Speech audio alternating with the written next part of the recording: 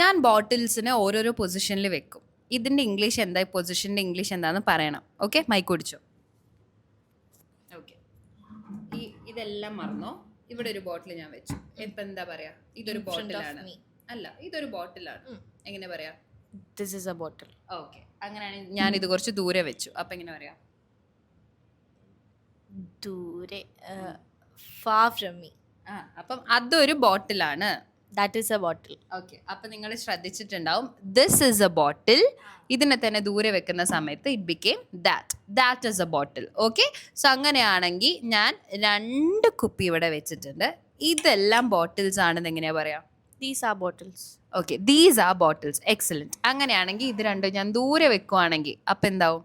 Those are bottles. Those are bottles. അപ്പം നിങ്ങൾ ശ്രദ്ധിച്ചിട്ടുണ്ടാവും, ഒറ്റ ഒന്ന് ആണെന്നുണ്ടെങ്കിൽ സിംഗുലർ സിറ്റുവേഷനിൽ നമ്മൾ ദിസും ദാറ്റുമാണ് യൂസ് ചെയ്യുന്നത്.